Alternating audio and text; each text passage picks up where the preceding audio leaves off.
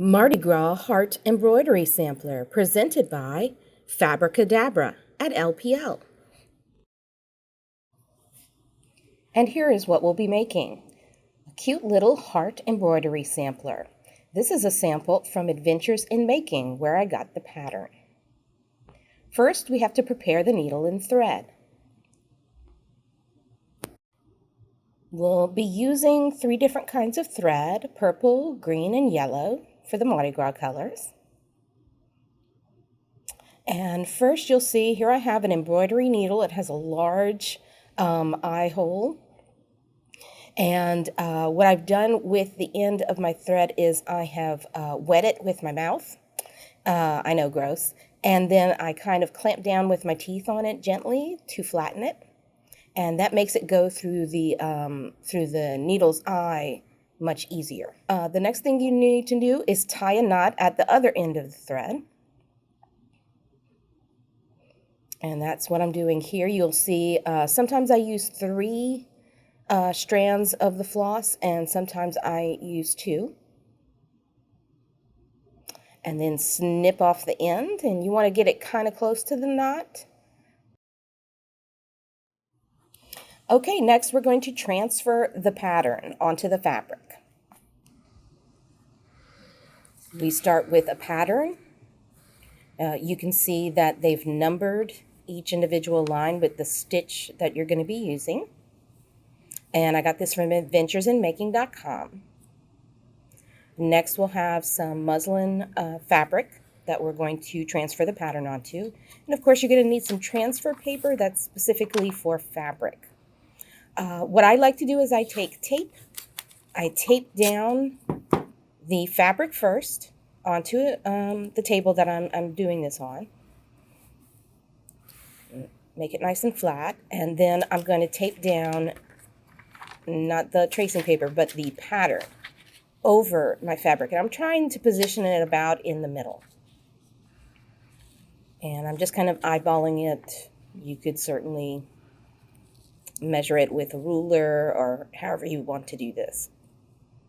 Next, and of course tape it down. And this is so that neither the fabric nor the pattern moves while you're transferring the pattern. Okay, so now you can actually pick up the paper, the transfer paper, and you're going to place it colored side down onto the fabric, in between the fabric and the pattern, just like I'm doing here. Okay. Smooth it out nice and flat, and then just pick up like a pen or some kind of pointy tool so that you can draw over those lines, pressing down through the transfer paper and into the and onto the fabric. So I start out, that's a really short line, so I kind of freehanded it. And then I'm doing the little dashed line. And then I suggest for longer lines that you get a ruler out. And you may want to do this for every line. Just get a ruler out so you can keep the line really straight. Because when you go to do your stitches, it makes it harder if your line wobbles. So here I am, and I'm giving it enough pressure to put the pattern onto the fabric, but I'm not trying to put it so that it's super dark. And here again, just using that pen to make those lines. And then you can do something similar with the stars here, the asterisks. Just keep your ruler kind of close so that you don't go outside of the line. It just helps you keep it straighter.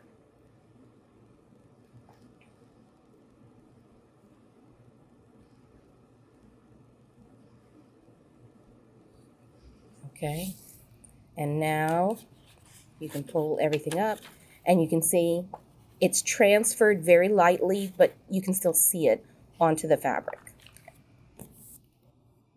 Next up, we're going to do a back stitch. Okay, this is one of the stitches you're going to be using in the on your embroidery sampler, and you're actually going to use it several times. So first you always want to start from the back of the fabric, okay? So you want to go from the back of the fabric and up. You can start from the top of the line down, or you can start from the bottom of the line up. It's kind of up to you. Then move one stitch forward. However long you want your stitch to be, doesn't really matter. Just move one forward. And make sure to pull all of the floss through. Okay. So now that you pulled it all the way through, now you're going to go from the back up through, but you're going to do it underneath. So you're going to go another stitch length forward, but from the back. You're going to pull that up, pull it all the way through, and then you're going to go backwards to the end of that first stitch. Put your needle through basically the same hole, and then pull it all the way through. And then you're just, from here on out, you're going to do the same thing. You're going to go forward from underneath, come up through that one stitch length, pull the floss through, and then put your needle back into the end of that stitch that you just did. And you're just going to keep doing that. It's really a very easy stitch to do. It uses a little more thread than some other stitches, but it's just a very basic stitch in embroidery and also in just hand sewing. So here we go. I'm going to finish this one out just to show you how to tie off in the back. So every time you do a stitch and you're finished with that line, you're going to want to tie off on the back your thread so that it doesn't pull out of the fabric. So here we are. This is our last stitch. Going backwards. And now I'm going to flip, smoothing it out. Now I'm going to flip it over. And it's really simple. You just want to catch some of the thread that's on the back, some of the floss that's on the back. You want to go underneath it with your needle. And then you want to create a loop. I left mine kind of big. Put your needle through the loop and then pull it tight. And sometimes I just do it one time, but other times I'll do it twice just to be sure I've got a nice little knot there. And then once you're done with that, you can grab a pair of small embroidery scissors or just other cuticle scissors, whatever, and cut that close to the knot. Cut that extra thread. Next up is the running stitch. This is a very simple stitch. It's also called, in just regular hand sewing, it's called a basting stitch. So again, you want to start from the back of the fabric to the front. And then you're basically going to follow those little dashed lines. You're going to go one stitch forward. And then come up from the back at the beginning of the next stitch.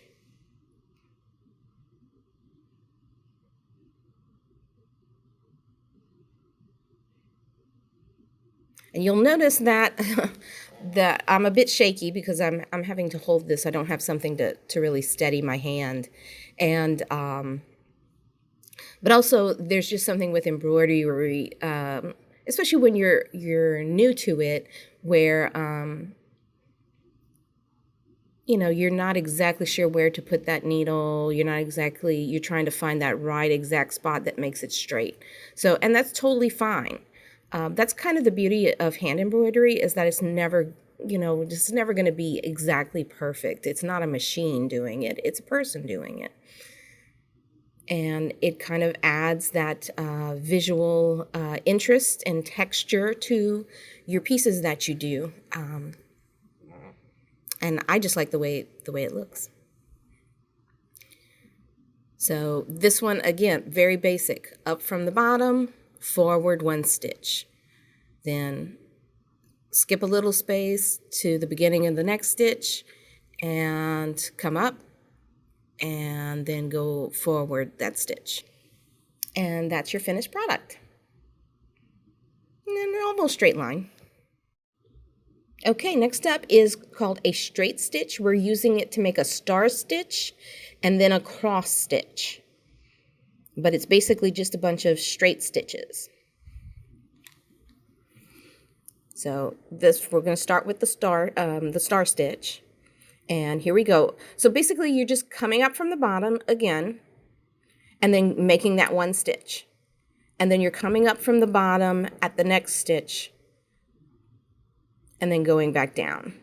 It's a very simple stitch. I mean, it's just one straight stitch, but you can combine them to make stars and crosses and other various shapes.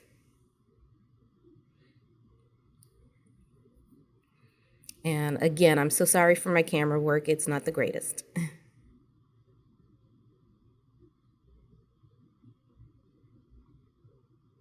I was actually trying to keep the embroidery hoop still and within the camera's focus, and did not have an easy time of it.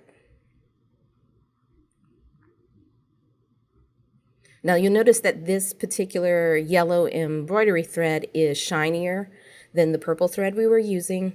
This is called a satin thread. I actually found it a little more difficult to work with, so I'm sorry about that. I had ordered it before I knew that it was going to give me some troubles. So if you have troubles, discard it. Go buy yourself some regular yellow embroidery floss instead of the satin. Although it is pretty, it does come out really pretty, and it's shiny, and so it really draws the eye to it. But sometimes it's not worth the trouble that it causes. So I've sped up the camera here a little bit because, I know you've got to get bored watching me do the same stitches over and over and over, especially something where it's really very simple. It looks hard because here's this asterisk looking thing and you're like, how did they do that? But it's really very basic, just, it's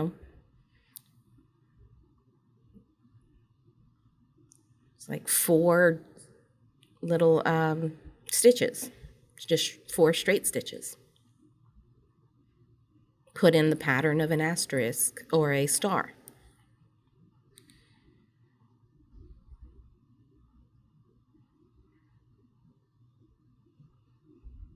And I'm showing you more of this just so that you can see me doing numerous stitches here. I'm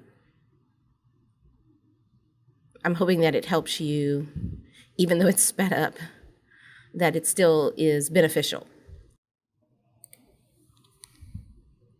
Okay, so now we're going to do the cross stitch, and this is even more simple than the asterisk.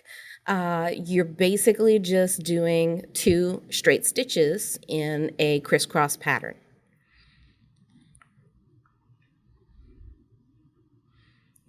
As always, you come up from the back. We're using a nice green thread here. And here's, I'm just going ahead and mention it now. I had done kind of a rotating cycle of the 3 different colors through this embroidery sampler, and you'll see that in the finished product. But you can go wild, maybe do 3 colors, every 3rd color change it up, or do something even wackier, maybe do half a line in green and the other half in yellow. You be creative, you be you.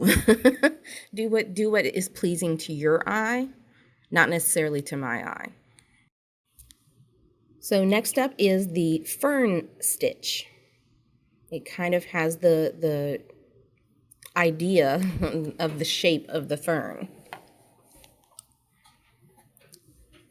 So you see right here, this is the fern, that's the pattern. And this one is, you got to pay attention to. So come up from the back, and you see where I am. I'm pointing to it right now. You have to come up in that spot.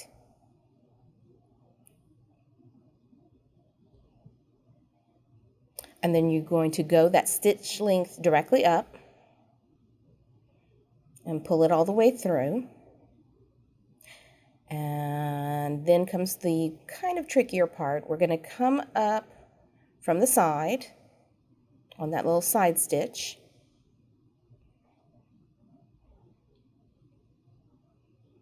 Pull it through. and then put it through the other side stitch at the tip. And that's going to create a loop, okay, which is what you want. So now that you have that loop, you want to come up through that same hole or very close to it of your very first stitch, just like I'm doing here. Having a little trouble. Okay, so I'm coming up through it, and then put your needle through that loop. And then you're going to pull it taut. And that's something important with embroidery. You want to pull it taut, but not too tight. Otherwise, you'll get a lot of creasing in and gathering, and you don't want that in your embroidery. So once you've done that, you go one stitch forward again, or in this case down. And then you're going to do the same thing. You're going to come up from behind on the end of that side stitch, and then go through the end of the side stitch on the other side. And I'm just kind of trying to clear my stuff out there. Okay, so going in, we created a hoop, did a little time jump there, and then come up through that same hole in the middle and in through your loop, and then pull that taut. See, there you go. You got your first 2 stitches already. So you can pull that to the side, or in my case, I'm going to pull it to the other side, and then down through the end of that stitch, okay, to make your line, and then up from the back, go over to the side,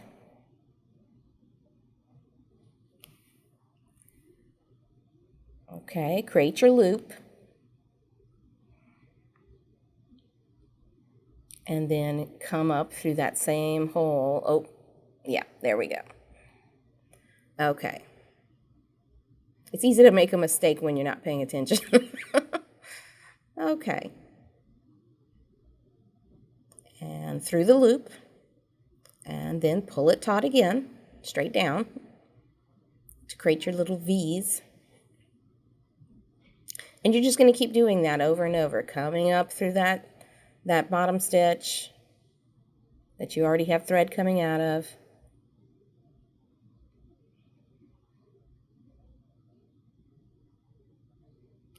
And then through the loop, do your side, and pull it taut. That's it. Okay, so now we're going to do a chain stitch. This one is actually probably a little trickier than the Fern Stitch because you're working in a smaller area.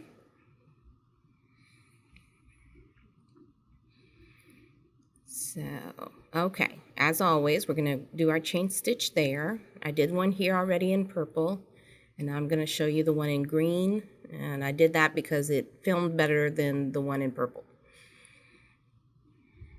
It was not quite as shaky. So start from the back, pull it all the way up, then go back down through that exact same hole you came through, and you're going to create another tiny loop. You don't want a huge loop.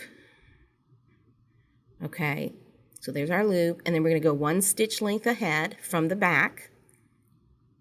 Okay, put it through the loop, and you're going to pull it taut, but not too taut because you want it to have that kind of teardrop shape. If you pull it really tight, it's just going to look like a straight line. So right here, it's kind of got a more of a teardrop shape to it, or a chain, like a chain link. Hence the name chain stitch. Okay. So here I've got several in there. I didn't show you those because, again, shaky camera. So down through that same hole I had come up through, leave a loop, go 1 stitch forward from the back, come up through that hoop or loop, and pull it taut. Then back down through. Oops, got caught.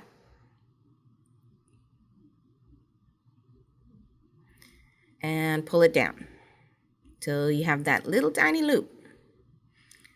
Up from the back, in through the loop, and pull it taut.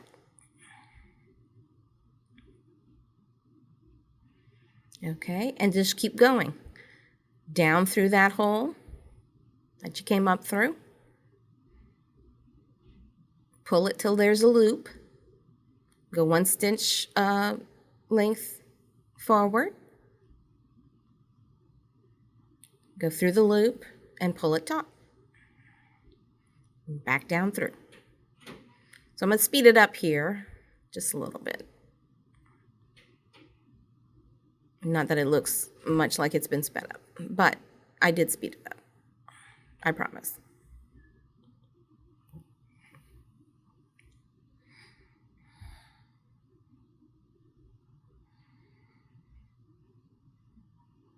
And I'm showing you more of this just so that you can see, many times how I made this stitch. Up from the back, through the loop, down back through the same hole, leave a loop, 1 stitch length forward, through the loop, pull it taut. And we just have a few more times, and then I'll show you how to do the final little stitch so that it's tacked down. Now, through the, if you remember the first line that we did, I showed you by flipping it over how to tie off your floss. And you got to do that for each one of these. I'm not showing you each time, but you do need to do that each time. So here we are, we're getting a little closer so I can show you. See, we're going to go outside. So we're not going quite in that same hole, but we're going close to it. And we're going on the outside of the loop so that we can tack that down.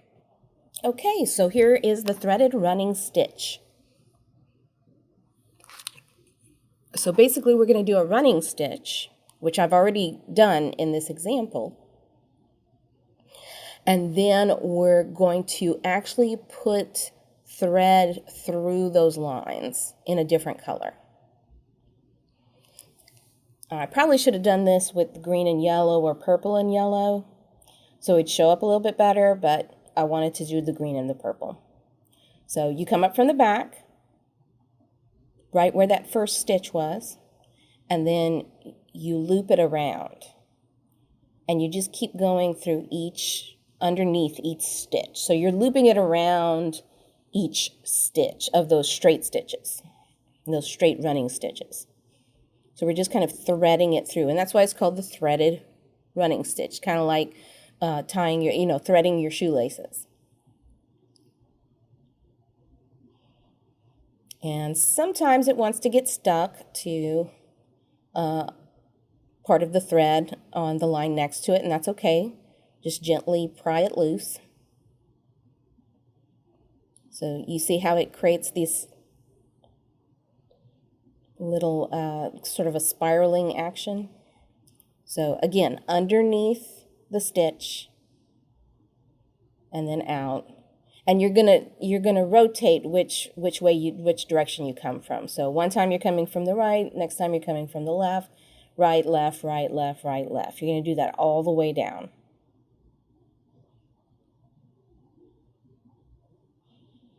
And what I did right there was I actually, when you're doing this one particularly, but when you're doing any kind of embroidery, the floss that's attached to your needle sometimes gets very twisted and kind of like a telephone cord for a landline.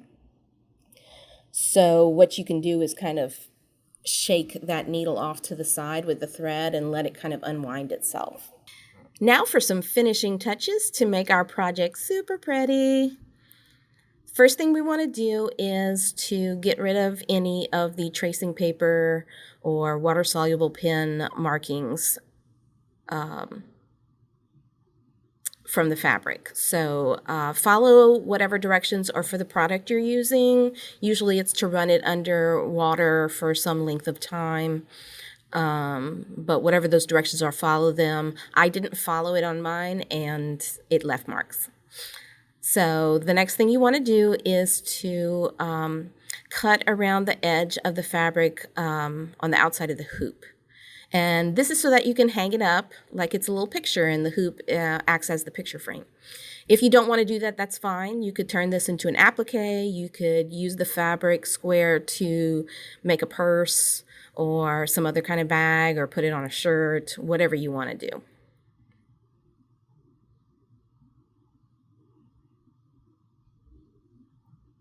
Just cleaning up the edge there, and there we go.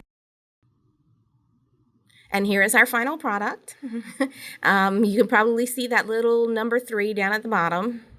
That's my leftover tracing paper. And then here's a second one that I did that's smaller, where the heart takes up a greater portion of the hoop.